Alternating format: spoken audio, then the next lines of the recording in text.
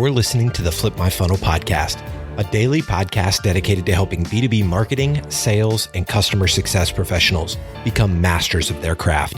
It's Monday, and in these episodes, you'll hear Sangram interview incredible practitioners, thought leaders, and entrepreneurs within our community. And like Sangram always says, without a community, you are simply a commodity. Here we go. Welcome, as always, to another serious banger with Peak. Just in case you guys are new, you don't know who we are, community. But the way we see ourselves is we're an extension of your team. We're for marketers by marketers, and it doesn't get any better than this. You can talk to anybody who's a part of us. If you're not, you should be, because it's real marketing all the time. It's not an echo chamber. In Peak, we aim to get 1% better every week. And if you don't, you're doing something wrong. So come see us. Anyway, the truth is this isn't about me at all. It's really about the guy down here. When I say we've got a banger, I mean it. David Breyer, as I like to call him, is one of the kings of brand. Your head's getting bigger, I know, but it's about to explode. But it's true. And when you hear some of the stuff he has to say and the things that we talk about, that is his own coin, truly. You will be very impressed. We're going to do some live brand audits today. We have some cool things in. So tune in, tell everybody you know, go on LinkedIn, tell them you're here, and tell them they should get their butts here too. With that, pass it on to you. All right, Judd. Well, there you go. I think that was a little bit of an amazing flair in that introduction, Judd. Like, I think you really upped your game on that one. Whoa. Yeah. David, does he get a coin for that? He's on fire. That's ding, one coin for Judd. I'm just like, when someone drops a nugget, I'm just going to go ding. That's what I think that should be the way we do it. So as Judd said, like we're super excited. I'm going to go start off. And most people, we don't need introduction for David. We have shared enough about it. If you don't know him, you should know him. And that's on you. So I'm not going to spend time and waste time on introducing David, the author, the brand expert, and all that stuff. You should already know that. That's why we're here. But I ran a poll in the anticipation of this conversation with David around what is the greatest myth or lie about branding. And I was amazed by the response. Were you amazed, David? Like what completely. I was astonished. And that's why I dropped the post that I dropped yesterday where Gary Vee was like, well, this is what you guys said. This is what Gary Vee, who's had a pretty good amount of success. One would say. But here are the three the poll was, what's the biggest lie with branding? And here are the three options. And maybe in the chat, if you haven't responded or if you have, just drop in which one of this you think is a lie. We're going to call on you and all that stuff. And we're also, as we go through like about a couple of different topics, things that David will show, the examples, the work that he's doing, he's going to showcase some of this work in the first 30 minutes. In the next 30 minutes, we're going to give three folks a chance to showcase their brand. And it's going to be just online audit. So you get to see in real time what David and I are thinking about it, what Judd is thinking about from brand perspective, and we can do a real audit. So if you want to do that, make sure you stick around for the last 30 minutes. It's just going to be a live audit. So the poll was quite simple. What's the biggest lie about branding? And the three options, drop it in the poll, 1, 2, or 3, which one you think is a lie. The number one, brand drives demand. You think that's a lie? Number one, brand drives demand. The second one was branding is a marketing thing. I've heard that before. Branding is a marketing thing. And the third one was brand comes after revenue. I'll share the results in a second. But man, that poll went viral, getting so many people responding to it still. And I was amazed by this. Like with brand drives demand, branding is the marketing thing, or brand comes after revenue. So as we're hearing that up, let me know what you guys think. I thought most people would probably say brand is a marketing thing. Like maybe that's where people would probably stop in. But then I started seeing a tremendous amount of results, about more than 50% that says brand comes after revenue. So David, what do you make of that? Hallucinatory. Wow, that's a big word. Write it down. Everybody write it down. Hallucinatory. Brand comes after. Look, the bottom line is to me, that says that people do not have a clear distinction between transaction and the brand building. Mm-hmm. They think that they're one and the same. Oh, if we're driving sales, we got a brand. That's not true. You're driving sales. No one's going to take that away from you. Yes, You're driving sales, and you may have revenue, and you may be on a nice growth trajectory. It is not synonymous with the fact that you are building a brand, because a brand is, people have absolute clarity of what you stand for. Let me give you another correlating factor. The greatest brands in the world were not built on the shoulders of sales teams. The greatest brands we all admire, it wasn't because they had a great sales team. It's because they built the brand. Nike, okay, Apple, right? Tesla, Virgin, Harley Davidson. Were those built because, wow, they were built because they had a great sales team? No, they built their brands. We know what they stand for. We know their values. We know where they fit in our lives. We know the aspiration that we connect with each of those things, right? Yeah. So that's the thing. That's the confusion. And it's the same, and it's similar. Corresponding thing was the marketing one that I thought the marketing one would be too. Marketing, the job of marketing is to execute. It's not to create a brand. Creating a brand, there's a lot of work that goes into creating a brand to define what's your differentiation in the world. Why do you matter? How are you unlike the other options that are available out there? So those are the things. So branding is a separate thing.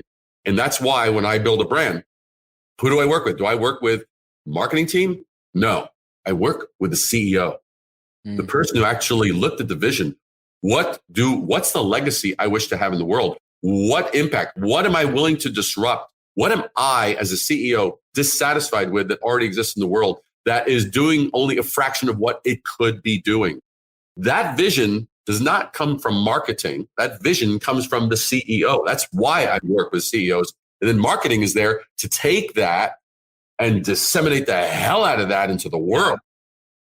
The part of we had, as you know, Christopher Lochhead and his crew that talked about play bigger, and we think about category builder and how do you create that. You probably also know Randy Raskin, who does strategic narrative part of it. I think about you, who does branding. What's interesting about all of these are all CEO initiatives. These are not a marketing initiative. Although marketers, for the most part, are the one who are, as you said, execute on it, drive it, has to, if anything, has to be the facilitator, has to keep their ego out. But the most important thing, and I'm curious to get both your and Jer's perspective on it, that I see it go wrong is it becomes a marketing campaign. And as soon as it becomes a marketing campaign, it has an expiration date. Right. Automatically, like 3 months from now, it has an expiration date. And that's where, when I think the greats of greats, we talked about some of the brands that everybody knows, but I want to talk about some of the brands that we, in the B2B space, that we know. And then I want to get into some of the stories that you do. But I feel as soon as the depth, that it's going to have a expiration date is when it goes from the CEO to say, oh, now marketing is going to run this and marketing is going to own this. Do you see that? Oh, I mean, I see that mistake a lot. I mean, the CEO doesn't need to get in there and like always have their fingers. It's not their job to have their fingers in it every day to keep breathing life into it and like how do you adding new facets to the core, the nucleus. But they've got to own it, and it's their job to infuse that meaning. And I will say one thing, and I want to get Judge's take on this. The thing that I see for every brand that I've built, when you got it, it's like you can't freaking contain it. It impacts the inside of the organization and people's understanding of what we're doing in the world. Oh, we're just making widgets. No, bullshit. You're freaking changing lives. And in what way are you changing lives? And then similarly, the people outside go, holy crap. Like, why is it that we're all willing to pay the prices that we pay for Apple? Is it because of their technology? No, but it's because of the standards that they live to, the innovation, the experience, and that whole really core thing of the think different, just like refusing to do what's, beige was no longer satisfactory, and this material and that material and user experiences and all those various things. So it's you can't contain it. It's like a radiating, amazing source of energy. Anyway, that's my take. Yep. I'm going to add to that. And the other reason why it really does need to start at the CEO is a brand is something that you have to operationalize and live. And that means that the entire organization takes part in it. If you don't live it through your salespeople, through your operations, through your product, through your whatever, then your brand is not what you think it is. And the biggest thing I found is people don't realize whether you're working on your brand or not, you have a brand. It is in existence. It's what people think of you, how they perceive you. And if you're not working on it, you might be in trouble because what they see might not be what you want them to see. Yeah, it's hard to change. It's hard to change but you're absolutely right. It's always there. I love some of the comments I see from like DJ. He's saying branding is not a one-time thing, but every time, everything. What does well, he has a lot. What does a nasty restroom do to your brand? Well, you're right. Like if you really look at it, people talk about that stuff.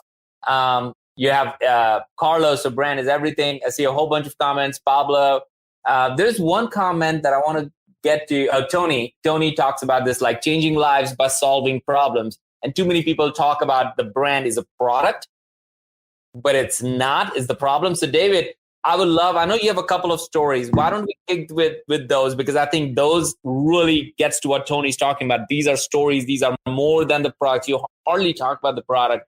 You talk about all these things. And a lot of times people think, well, it's the Apple could do it and Nike could do it because they're big, because they have big money. Well, that's not how they started. That's not how it's much bigger. It's your mindset in a way. But you have some stories and companies that you have worked with, and you want to share some examples of that. And then again, I see a lot of people just joining. Just remember, towards the second half of this, we're going to do an audit of live websites and brands for you right off the gates. And we're going to just decipher them, tell them, keep your egos on the side for that, because we're going to be honest and truthful for this to be. So I can't wait to get to that part. And I'm just going to jump in. If anyone has this isn't going to be PG-13, guys. Just so you know. This is going to be down and dirty, the real deal, and that's how David lives. So if you're not ready for it, tune out. But it's going to be fun and real. Yeah, and so if you want, just raise your hand and just let us know if you want to be, and we'll pull you in live, and so you can talk about it, show your website and all that. So David, why don't you share your screen, share your stuff, and share your story of a couple of companies that you have done some really cool work for. Absolutely. All right, so let me share this, and here we go. You should see now, branding today is built on a lie. You see that? Let's go. Yeah. All right. Fabulous. So the first thing I'm going to do is there are those that might know Stu Sharman. That's Stu up on the left there.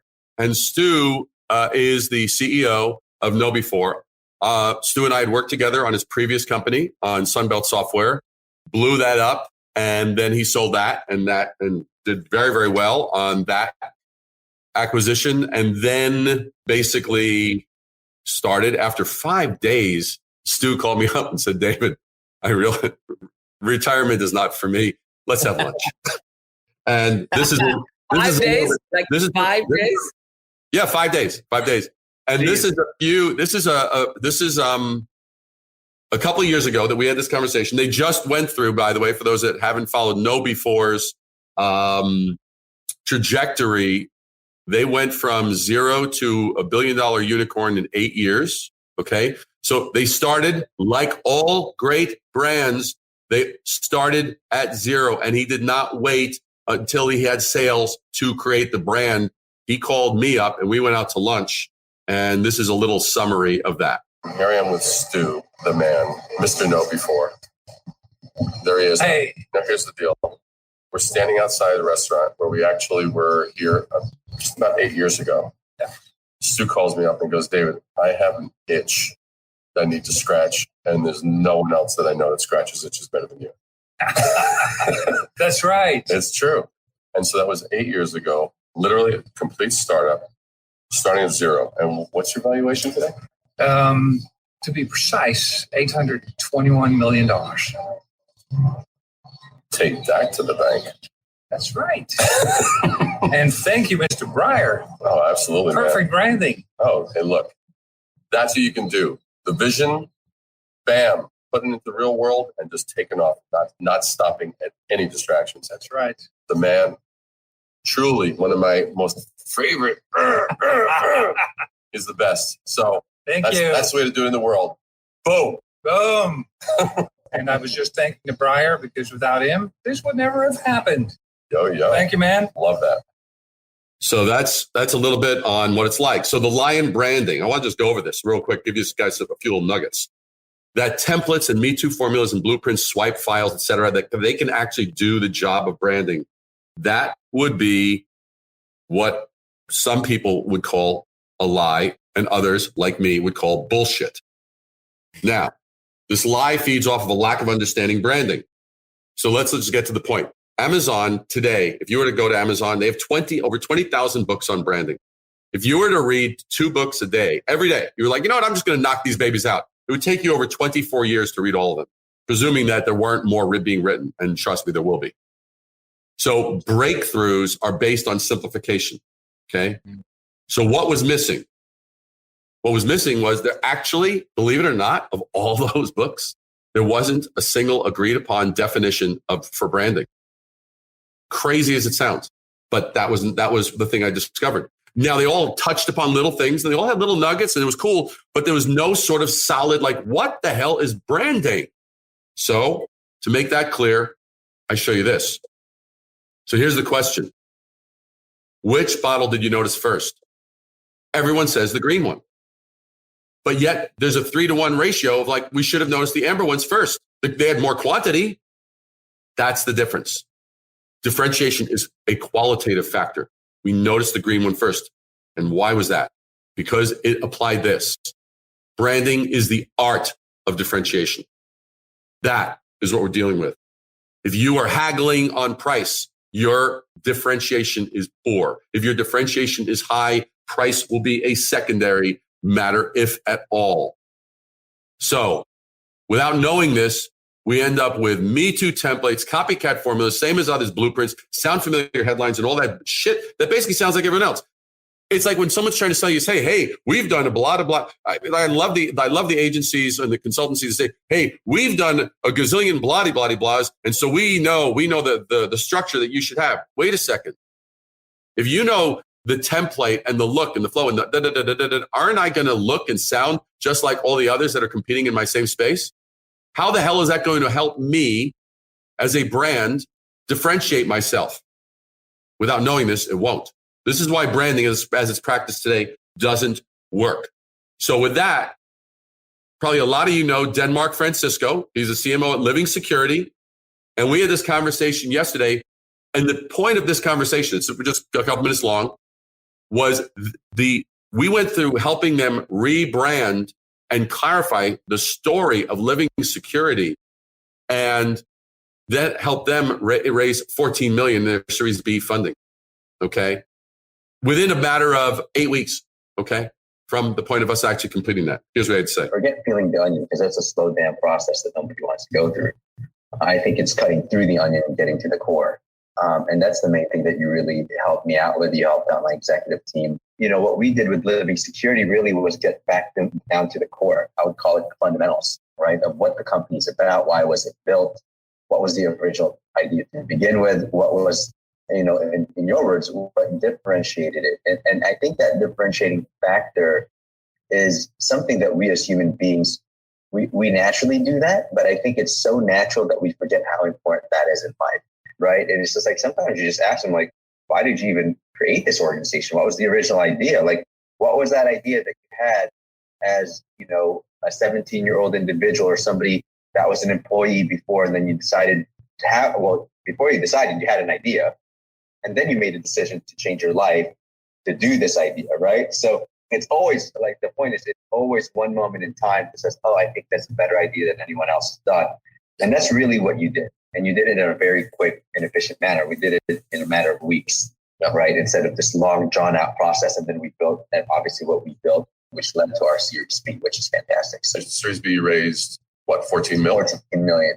Which is incredible. There were 3 things that stood out to me that were very, very fascinating. One was when you and I had that call, that Zoom call with the 2 founders, and I started going in, trying to pull it apart. Like, so how are you different? How are you? Well, this. And I kept on listening. And then I heard something and I said, that She goes, well, that's what we've been talking about. And I said, and show me where that actually is communicated in any of your existing material. And they're like, well, and they looked at the website like, oh, and I think like that, they're like, it was so obvious to them. And I think that's the biggest Achilles heel of any company that's in the business of creating something. It's so obvious to them what they're talking about, but they haven't exported it below. There's noise out there in the world. And if you don't even know it and pay attention to it, you can't estimate how and in what way you need to do to actually be heard. They had never put it in a way that was digestible to others. And immediately it changed how everyone in the company started to see the role of the company, as well as their pitches, their ability to communicate. And that's where the magic was. At the end of the day, if one doesn't communicate what one's viewpoints are, will one really be understood? And I think that's what brands are supposed to do. Right. And, 100%. you know, we as human beings are not mind readers. And so you got to communicate it out there. And then if you're communicating clearly and in a very simplified manner, you know, I always say simplicities are more powerful than complexities. Right. So, and that's a lot of hard work. That's not easy work to do. But I think that if we can walk away with like, can we make it more simple? Can we be more easily be understood as a brand? I think that's the right direction. Every time I go in the direction of complexities, I just know I miss something. If you can't communicate your idea, no one's going to buy from you. That's just the reality situation. I think companies who communicate more, not less, but communicate a very concise, simple message, direct to the point. I think those are the companies that really succeed. And obviously your work speaks for itself. So I want to give you a couple of nuggets. So breaking the rules is the only way to do an honest day's work. I know any of us that are entrepreneurs or hustlers, we know this to be true. Okay. Breaking the rules is the only way to do an honest day's work. Okay. So look at it. Sears, Blockbuster Video, Henry Bendel. Oh my God. Sports Authority, Toys R Us, and any CEO who's no longer in business failed because of this. We've always done it that way. They failed to adapt. They failed to observe what was around them. Why did Blockbuster end up with their one remaining store in Bend, Oregon, and Netflix take over the world? Because Blockbuster was married to, we've always done it that way. They wanted to have their brick and mortar. They wanted to have it so you had to come in and either get your VHS or your DVD, and that was it. Well, Netflix started out as a DVD by mail. If they operated on, we've always done it that way, they would still today be, if they were still in business, a DVD by mail company. Instead, what were they married to? They were married to the solution that their customers wanted, which was what? Entertainment. So if you're married to the right thing, which was providing entertainment, that gives you the agility to move and to pivot without compromising your brand. So, and in that case, they could move from DVD by mail to the, so you got DVD by mail, then it was like digital distribution, then digital streaming. But did they stop there? No, they didn't. Then they were like, how else do we continue to provide entertainment to our customers? Well, let's actually make some original content. And not everybody knows this, but Netflix produces more actual original TV programming than any other company in the world, even more than Disney. So that's the thing. If you have any of this in your organization, we've always done it that way. That is not a strategy. That's a death sentence. And then the other one is this: different is better than better. In other words, get over yourself. Don't be so drunk on your own Kool-Aid that you fail to service your brand. We're each there to service our brand. Better, what does it do? It keeps you in the same category as your competition. You get that? Better means, they've got 12 features. Well, we have 15. Oh, they got this, they got that, whatever, blah, blah, blah, blah, blah. And so that's the basic thing. So as a result, you compete in two very stupid races. Okay. And those races are this: the race to the top, features. You play the feature game. We're better They've been in business for 10 years. We've been in business for 20. Oh, they've got X amount of employees. We've got more employees. They've got X amount of features. Theirs can do this while you standing on your head and losing weight and doing yoga and staring at your navel. Wow. Well, we could do it while you're actually, whatever the hell, right? It's an endless, you're trying to out-feature one another. That's ridiculous, a ridiculous game to play. And the other one is the race to the bottom price. Oh, they could do it for $5,000. We could do it for $49.95. And that's someone is always going to be able to come along and do it for cheaper. And just to make that point really clear, shoppers of Walmart who are definitely they're driven by the price of things. They are not loyal to Walmart. Walmart doesn't have any loyal shoppers. All Walmart has is people that want the cheapest item. If there was another store or another company of any sort that came along and offered cheaper, those Walmart shoppers would jump ship and go to the price. They are loyal to the cheap price, not loyal to the brand. So that's why you don't have to basically do that. So the answer, be different.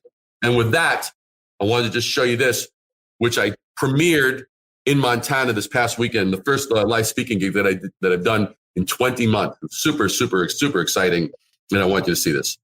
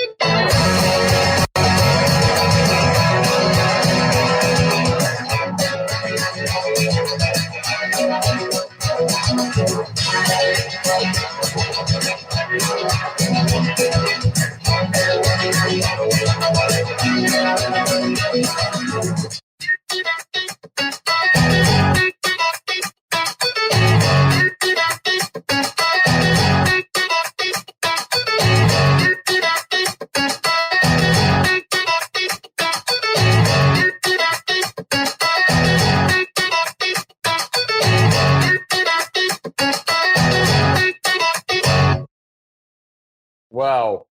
That's a reel. That's a reel.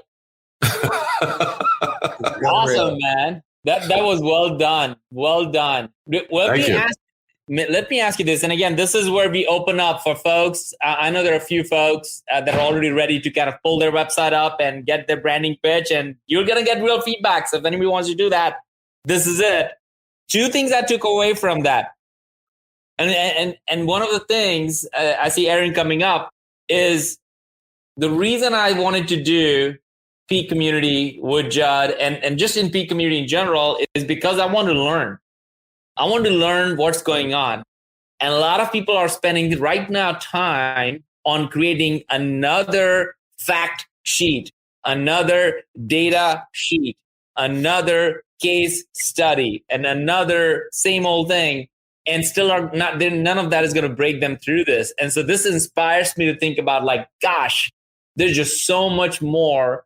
And when Denmark, who is also in the Peak CMO group, he shared that simplicity is greater than complexity. I'm like, amen to that. Like, I wish we would say that. I need a sticker of that in front of me. That we need to make complex simple. That is kind of our job to do. So lots of really cool work. So Aaron, jump in and share what you got going on. Do your pitch, show your website, and we're just gonna go. And this is, again, as Judd said, this is gonna be straight up feedback. So we're going in, guys. Here we go. Yeah, thanks. So I am with GoReact. I'm just about 3 months in. The website is get.goreact.com. I'm not sure if I should throw that in the messages. But so we are a video assessment platform. There are simplifying how educators bring observation and feedback together for students that are more they're more skill-based, so nursing programs, teacher ed programs, things like that. And we improve that skill development by bringing together video assessment with actionable feedback so that the students can feel more confident and they can also build those skills a lot quicker. And what was the domain? It's get.goreact.com. I'll put it in the messages. Now, are you going to share your screen? How are we going to do this? I got to find the share button. Sorry. Yeah, there's a box with an arrow at the top. You can just share that. Got it. Okay. We're going to do this live. This is not to be perfect. This is about, this is what real world looks like. Yeah. This is not rehearsed. No, not at all. Okay. Can you guys see that? Yep. So simply powerful tools for video assessment. Take skill development to the next level or timely targeted feedback to a scheduled demo. Okay, so I'm going to ask you some straight up questions, so it's like really dive in fast. So we like really, boom. So Go React. What is it? What is that saying? And why is it? What I mean, I'm curious about the language. Go React. What does that mean? So you're reacting to the feedback right away that you're getting from the assessment that the teachers are giving. So do you want them to react, or you want them to go into action? What's the objective here? The objective is to react to the feedback so that they can take action and have better skills. Okay, so that's one thing. Just I don't know what's been grooved in or not grooved in, but it's one thing. One thing I look at with regard to domains and language is it memorable? Is it sticky? Is it something? Will I remember Go React? Okay, does that? See, I get a different message when you explain it to me than what Go React says to me. Go into action would mean more to me, because now it's like we're talking about proactive, because you want people to rise to being proactive. Go React. It's like we know all of us here who are in any space of entrepreneurialism, there's a big difference between reactive versus proactive. And so that's one thing language wise that immediately just I go, do I get that, or do I have to now think about that? And if I have to think about that, what I have found, because this is 41 years, this year, I've been doing this for 41 years. That's right. I started when I was 3. But here's the deal. So the thing is will it stick? If I have to think about it, like Go React, that concerns me a little bit, because I go, am I going to know what that means, or do I now have to explain that? And let's look at this. And it's a question I ask every company I'm working with. If your goal is to blow it up, like really grow, bang, bang, bang, you want to have impact. You want to impact an industry. And if you have to explain this every time, you have to explain this every time, and you go, okay, we have 100 clients, we have 500 clients, we have 1,000, and do you want to keep repeating that with every person? It's like, what does that mean? And have to explain it. I mean, like we took one in that reel that I showed you, which for those that are kind of like a lot of positive response to that. If you want to see that again, you can jump to my YouTube channel and you can see it. We just dropped it this morning.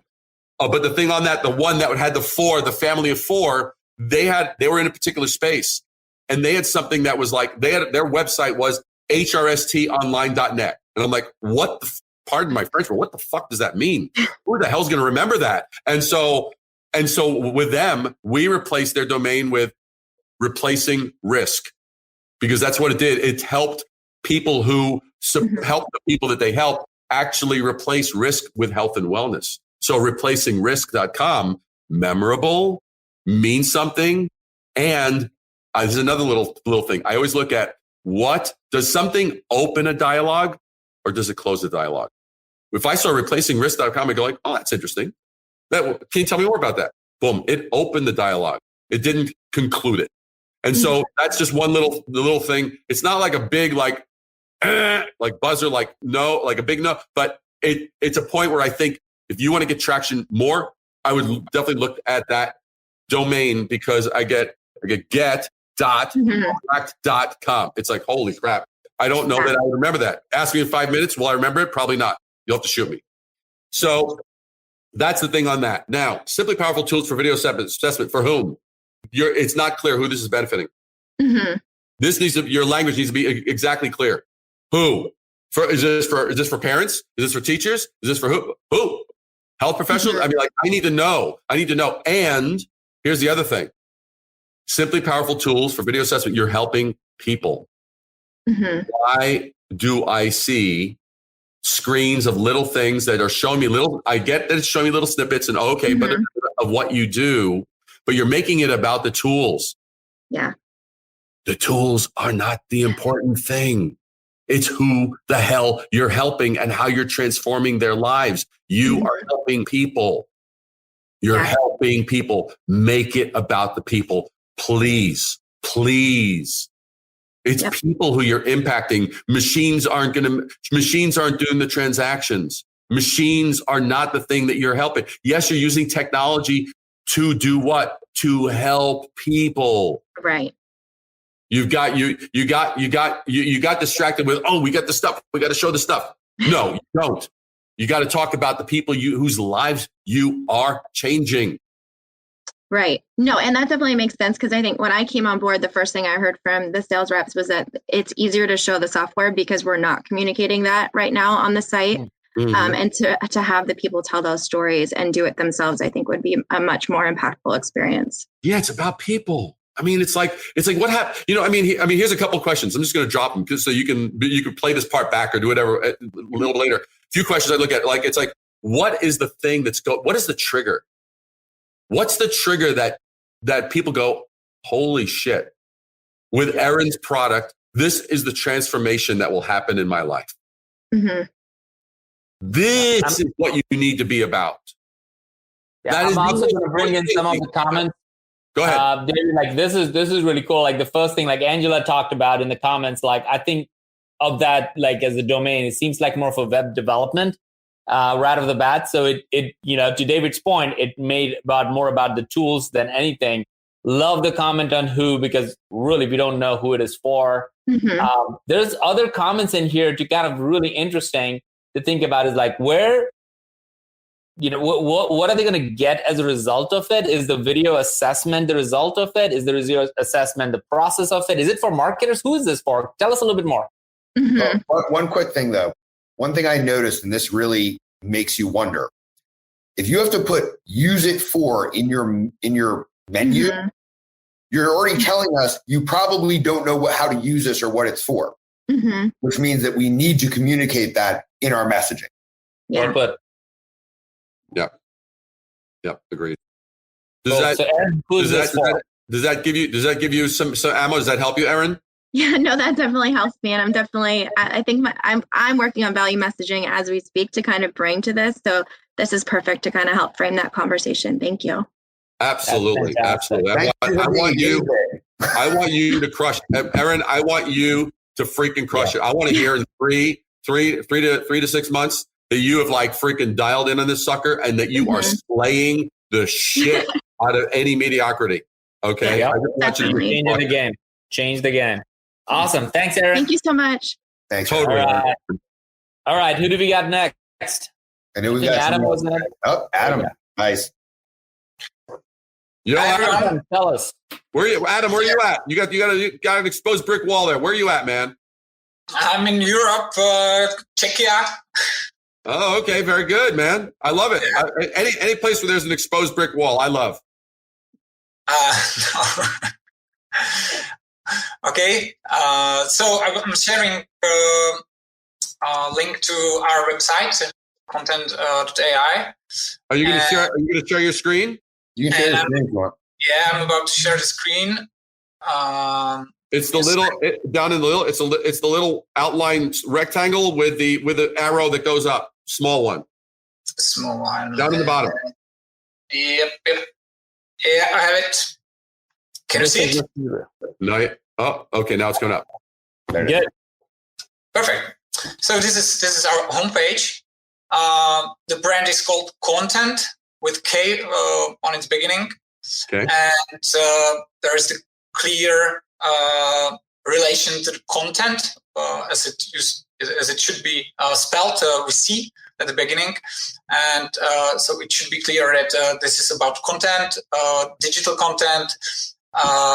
We are developing headless CMS, content management system, as a SaaS tool for marketers and developers.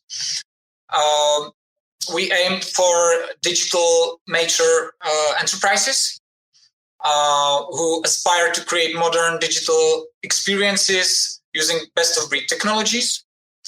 As I said, it's a headless CMS for both business users and developers.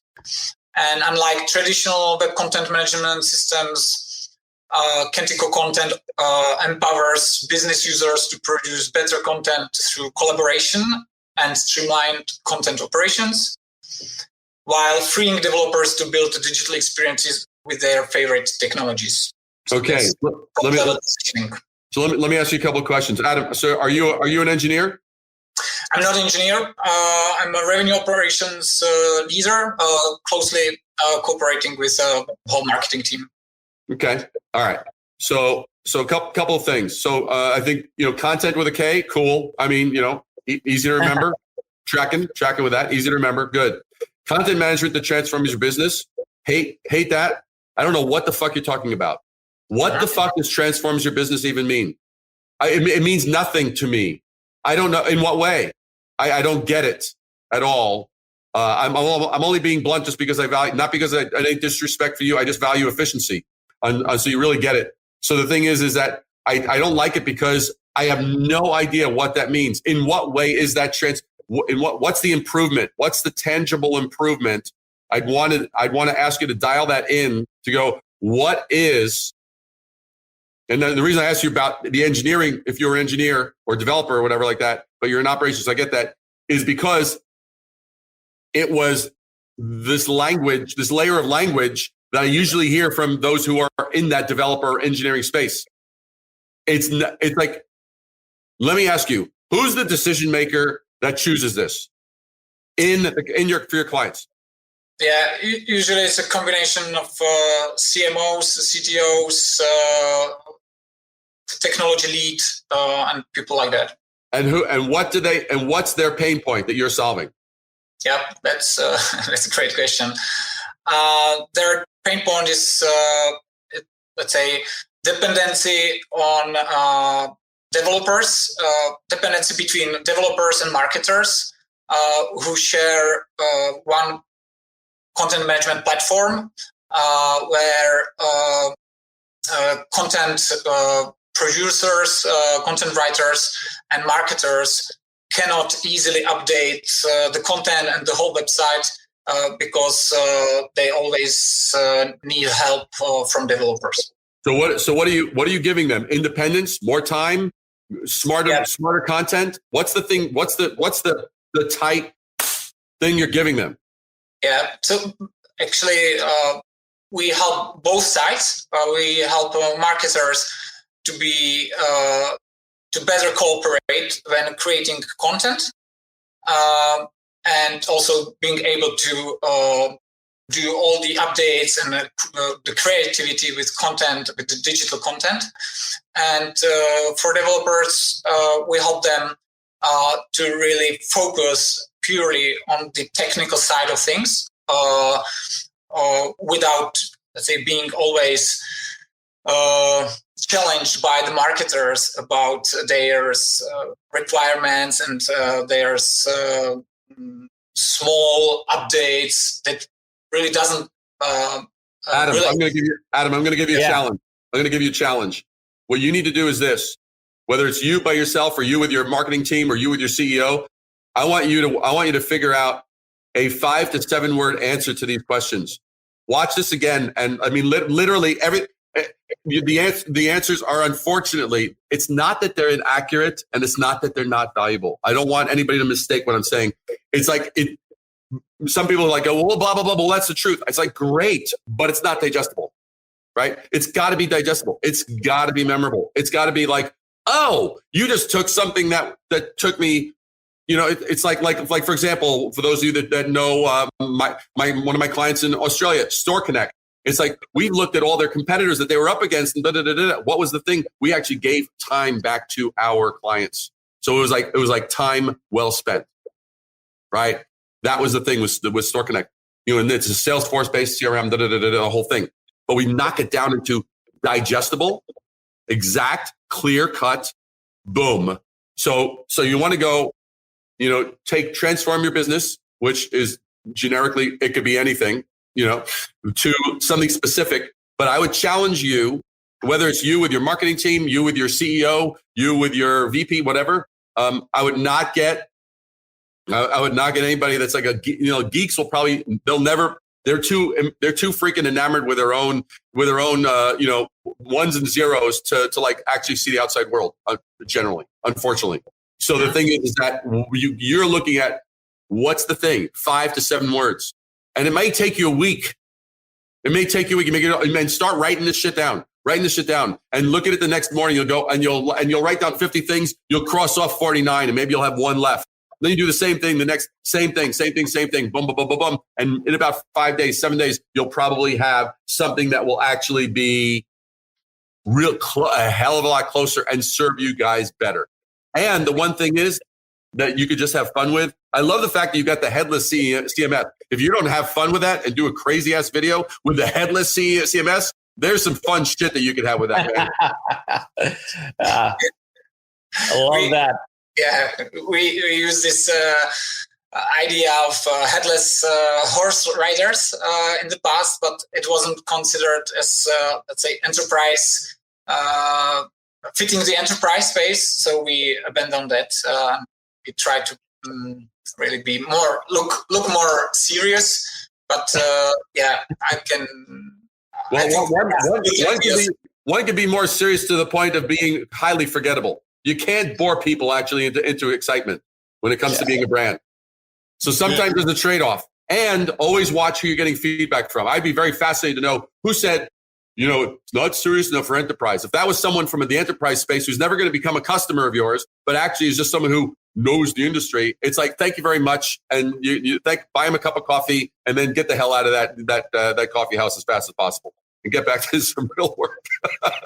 Yeah. It's so interesting, Adam, as well. As we're thinking about that, I think we're making stuff too serious.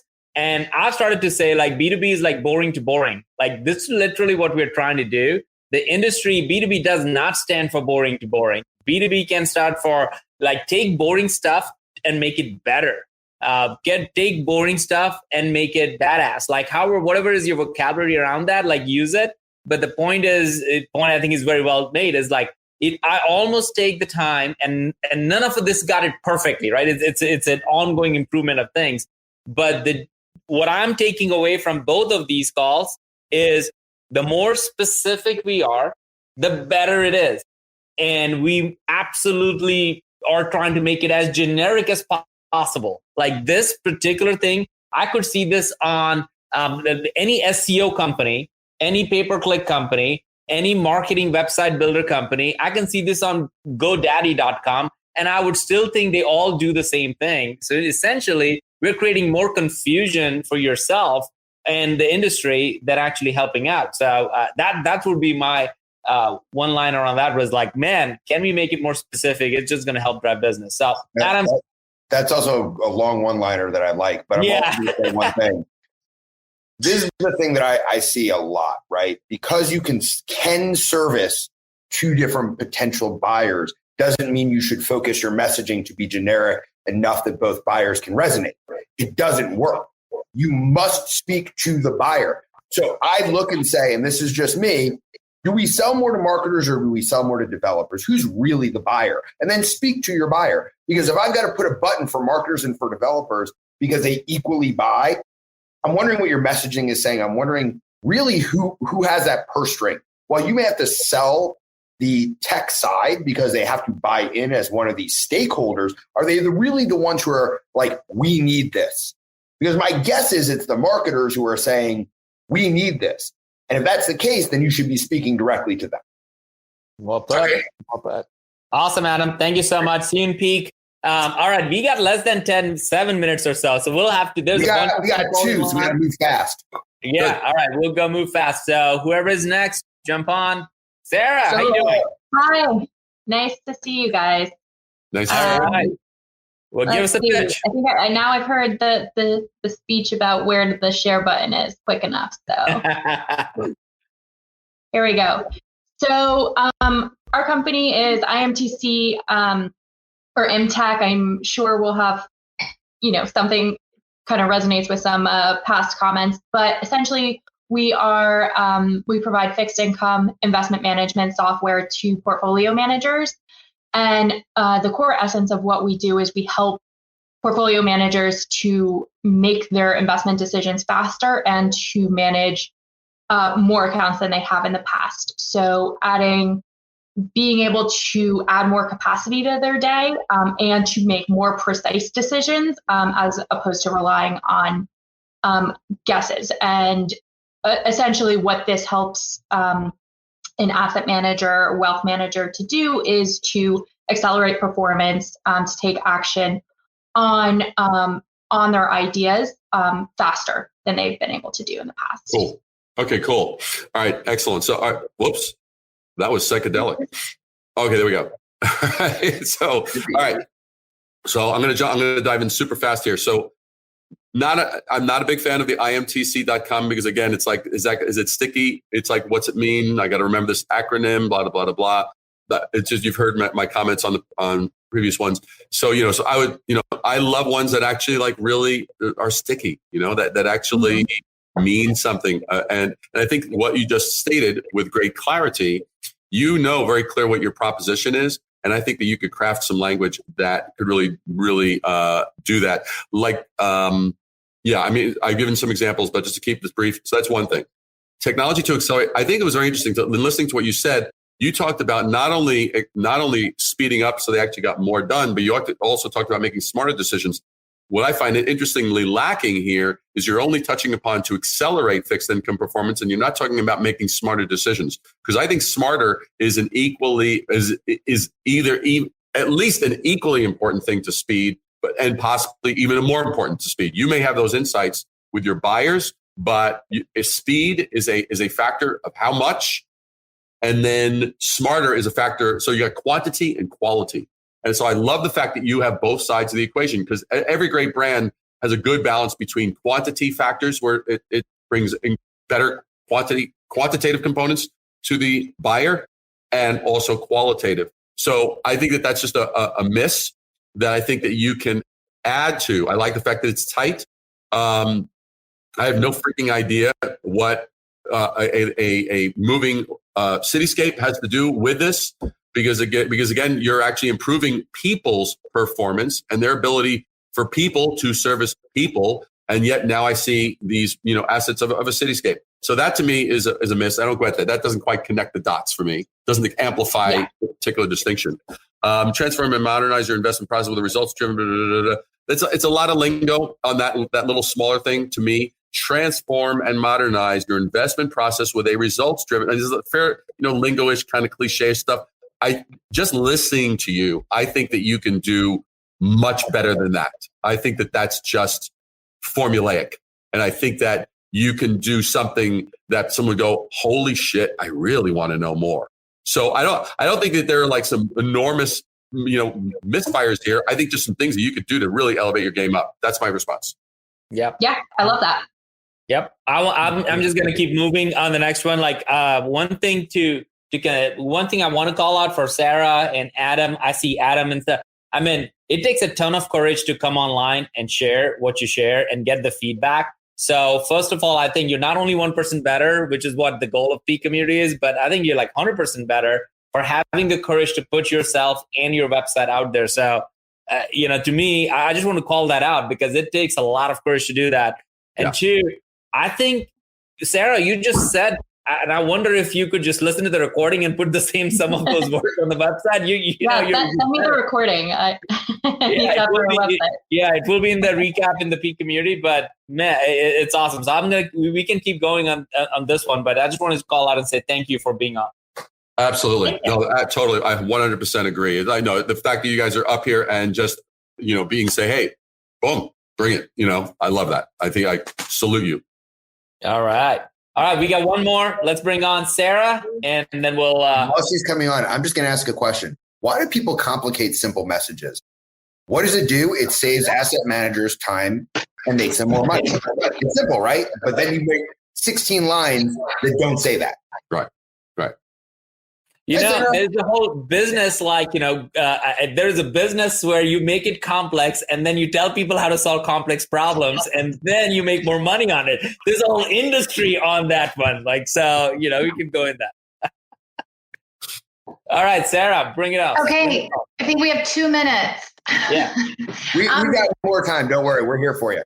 Okay, cool. So this is Give and Take. Give and Take makes software that has two basic goals. One is to help employees share knowledge with each other quickly and efficiently. And the other is to generate generosity, gratitude, trust, and connection. The name of the company, one of our co-founders is Adam Grant, and he has a book called Give and Take that's very well known. It's a bestseller.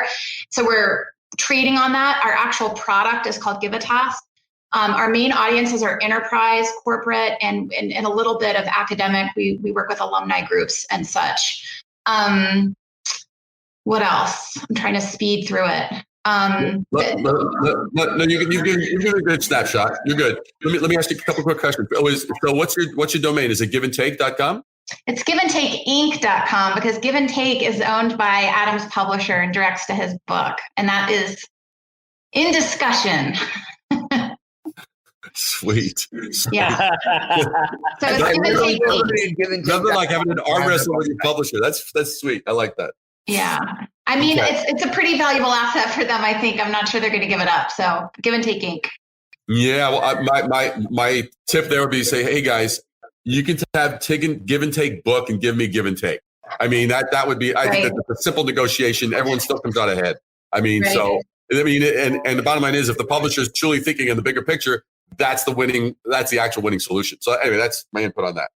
I struggle with even the Give and Take because I think give and take implies money, and we're talking about advice, connection. I think when we talk about, being a giver, and people automatically think money, and we're talking advice, connections, referrals. We're talking sharing knowledge. We're talking, people spend an average of 25% of their work week looking for information that already exists in their network. They're wasting time on Slack. It depends on how you're going to flank the brand. I mean, it's like, who would have thought that Apple.com would be actually not a fruit company, right? So, so the thing is, it depends on what you're doing. How deep are you guys going to be into pushing so that Give and Take actually does mean what you want it to mean and not be, I mean, I love it because it's short and sweet. It's like giveandtake.com. I don't have to, it's like giveandtake.com. Boom. Anyway, that's that one. Meaningful knowledge sharing, simplified. There's just a titch of ambiguity. I got it from what you were saying, but I didn't get it from, I only get it from I start to get it with the subhead, leverage generosity, gratitude, and trust to make your organization stronger. So it was not clear to me that this was actually internal.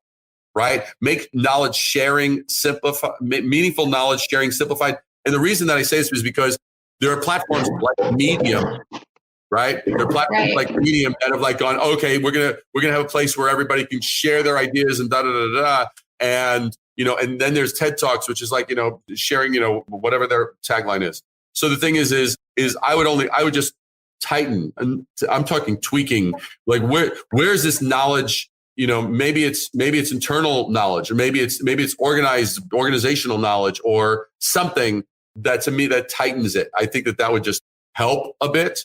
And I'd love to see a photograph that felt more genuine. This is one of those shots that feels like it came from someplace where it's from one of those stock places that, let's show happy people in communication with each other. And, it feels a little. That may be exactly what I Googled to find this stock image on a free Happy, diverse people working together, collaborating. That's because we have a big DEI angle too. So it's important to show that. Sure. But I hear what you're saying. Like, Sanger's cringing right now. Sanger's cringing. But the thing is, but it's like, I mean, let's here's, it's the funny thing, it's kind of like you look at it and it's like, okay, it's a feel good shot. And then we go, okay, when have I experienced this in real life? Let me count on one hand. Never. It's like, unless they're all looking at grandparents, kids, or let me show you pictures of my grandchildren. And they're all looking at, it's like, when do you get this diversity and everyone just happily having the right amount of smile and all that kind of stuff? It just looks a little forced. And you're talking, and to me, I think your greatest edge and your greatest angle is going to be authenticity. Now, authenticity is one of those overused words, but if something feels genuine and it feels real, and I was like, wow, I've experienced a moment like that. If you have an image that hits me in that way, it will magnify the right headline 10 times. That's my feedback. Yeah. Okay. Thank you. Yeah. Well, one thing, Sarah, that came up, I think Renee mentioned, which is something that I think David was getting towards. Like, he didn't realize it was internal organizational stuff. It's almost like switching the subheader to headline to make it actually stand out, because that's the point. But I think, again, we're trying to, the headline is almost generic, and the specificity really comes in your subheader. So I think Renee on the chat said, hey, even if you just switched it, I think that itself would make it immediately people, this is for organization to make a thing, and it's about these 3 things in there. So I think that was really good. So I wanted to give a shout out to Renee for that. One thing that caught me. Yeah, sorry, go ahead. You hate the stock for that. I know, he's losing his mind. So one of the things that caught my attention, so join the movement button. Nothing about what's being said here makes us feel like a movement, makes it feel like unification. I get we're doing knowledge sharing. Is it external? Is it internal? Is this for everybody? And it actually kind of throws me a bit, where I'm saying, what movement? What are we talking about? Because we've got solutions, company, what we do, and then it's join a movement. I don't know if it's changed the wording on the button or add something that makes it feel more like this is a unification of people. It's bringing them together to do something special. Yeah. Or change the button so we're not talking about a movement, because that's something big. Yeah, I think it's the idea of prioritizing gratitude, generosity, trust, and in an enterprise. That's the movement, but I see that that's not clear. Yeah, I wish it said that. Yeah. That was great. Yeah, that was great. I mean, if people should all go back and listen to the recording. Like, they all have the messaging. Yeah, what you guys are actually saying verbally, it's very funny. You're gonna be fascinated. You should literally take your snippet, send it to one of those transcription services, whether it's Subtitle or whatever the hell, and literally just read what you said compared to what you're saying. And you're gonna be. I think all of you that participated in this will be rather astonished, going, holy shit, I should listen to myself more often. I'm brilliant. Yeah, that's just good. All right, I know we're on closing. Thank you so much. Absolutely. Thank you so much. Thank you. David, it is so cool. We should do this like a quarterly basis. We should just totally jam. Hey, who here wants us to do this again? Yeah. Anyone? Yep, we already got, fire. So we know we're going to do this again, so you guys realize. So I want everybody to start thinking about, do you have David, balls to get up on here and let us talk to help you to improve your business, improve your brand, and make things better for you? Start thinking about it, because we want you to do it. Yeah. And Awesome. there were a lot of people we couldn't get. So if you're in the Peak community, just get into it. If you're not, so we could start curating this stuff and make it possible. But David, again, thanks for sharing those examples, being so straight up with folks. Man, the crypto, it's going to fly. So you probably start doing, you didn't even know you're actually in crypto, but now you are. Yeah, So you just launched crypto. You just don't even know that the crypto is real. Crypto's real. It's real, Bill. It's real. It's as real as it gets. I never thought. But where can people find you if they still are figuring it out and under a rock? Completely. You can completely reach out to me via LinkedIn. You can also go to my website, Rising, RASING, Above the Noise, Rising Above the Noise for sure. And so, but LinkedIn, check, drop me a line, message me, whatever like that. You'll also find me on, pretty much most social platforms. I'm not on TikTok. Okay. I'm not Oh my God, that's where I know. Shoot me. But check it out. And if you dug the video and you want to see it again, the last one, which everyone was like, oh, everyone like lit everybody up. Go to YouTube and just like freaking, pop there. Give it a response. Leave a comment. Let's connect up on there because I dropped some beauties on there as well. And David will connect with you guys. He's the real deal. So I definitely say reach out to him. He'll love to have a conversation. Absolutely. Absolutely. Love you, folks. And by the way, I want to just these guys are all about you. These guys are great community builders. I just spent the weekend with an amazing community builder. Community builders they're not common. It's not everybody has that skill set. And those that thrive off of it, that's like their oxygen. That's what these guys do. Recognize it, take advantage of it in a good way, meaning like embrace it, use it, flow power to it. That's the way we all grow. And so I just want to give that to both Sangram and Judd in terms of what they're doing so that it's recognized and is appreciated and just empowered. That's the way we all win. Thanks, brother. Friend. And guys, if you're not a member, come join because we want to support you and help you guys be the best you could possibly be. Sounds good. All right, folks. See you later. I think next week, by the way, we have Kim Scott, the author of Radical Candor. So should be really cool. So see you all next month. Take care. Bye, guys. You've been listening to the Flip My Funnel podcast. To make sure that you never miss an episode, subscribe to the show in your favorite podcast player. If you have an iPhone, we'd love for you to open the Apple Podcasts app and leave a review. Thank you so much for listening. Until next time.